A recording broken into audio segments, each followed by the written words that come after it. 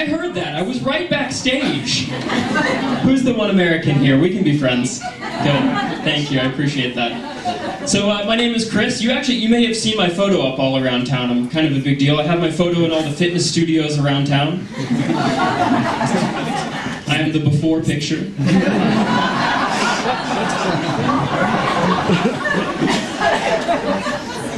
I hear there's another Chris right here, isn't there? Where are you, Chris? They're pointing at each other. My name is also Chris. It's nice to meet you. But you said you're from Bavaria. You said du kommst aus Bayern.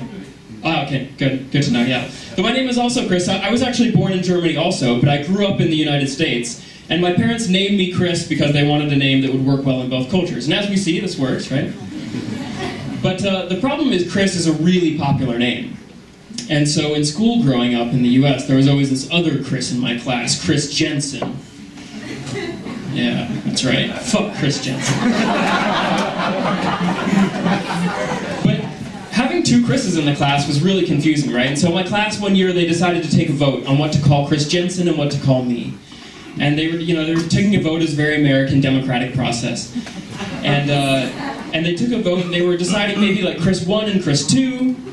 That didn't really work. They thought like maybe Chris J and Chris A, but that sounded too similar. And so eventually they took a vote and they decided to call Chris Jensen Chris J, and they called me faggot. And I moved right back to Germany. Thank you for being so welcoming. I recently came back from vacation. I was in South America for a couple weeks. Any South Americans here in the audience? You guys are not that quiet normally, eh? Where are you from, sir?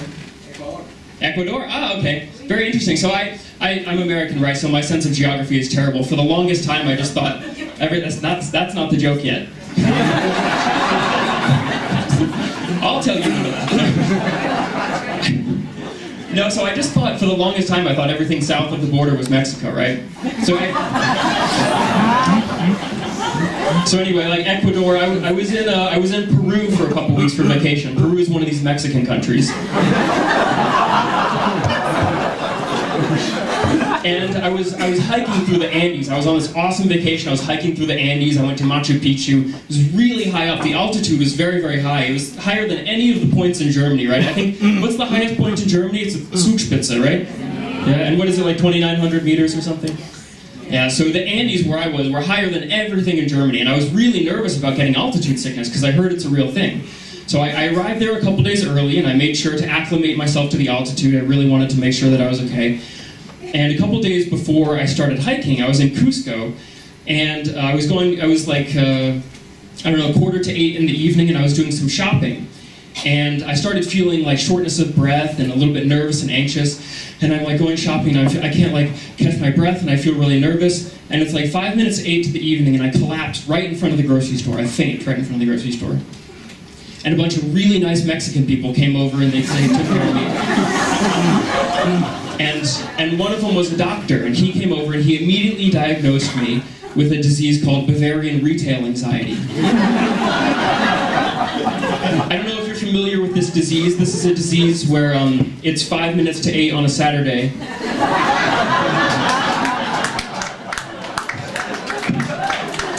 And you haven't done your shopping yet. And you're walking into the grocery store and you're like, I'm not going to be able to go to Lidl in time, and I'm not going to get the spago that I want to get, and they're going to leave me to die on a Sunday in Bavaria.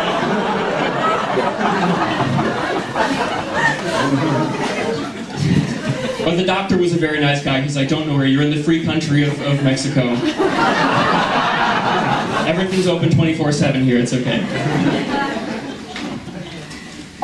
Despite my terrible personality, I do have a girlfriend. Thank you.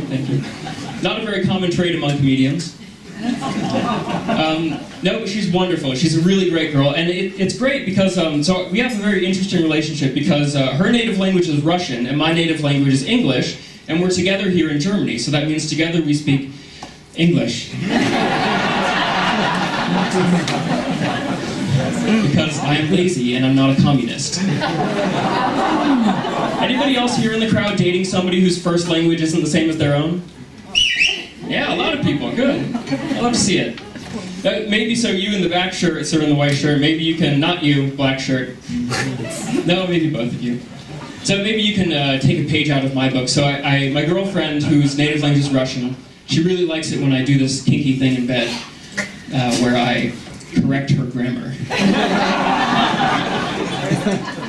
Like, so I just got back from vacation, right, and we're having our first alone time together in a long time, where, you know, she's really happy to see me again, and she gets up close to me, she whispers in my ear, "Chris, I am waiting for this since 3 weeks." And I whisper back, "That's not the past perfect continuous." And ladies and gentlemen, that is how babies are made. It's great to date a wonderful girl, though, because for so long I was just dating really shitty people. Anybody here dated shitty people before? Clap. Yeah, we all have. We've all been there before. And so I was just dating really shitty people for a long time. I made this rule for myself when dating called the campsite rule. Has anybody heard of the campsite rule before? No? So the campsite rule says that if you have to leave a relationship, you should leave it as good as or better than you found it. Just like a campsite. It's a good rule, right? Because it helps me become a better camper. It makes sure the tent can still get fucked by other campers later. But I found a loophole in this rule where I just only started visiting campsites that looked like they had already been attacked by bears.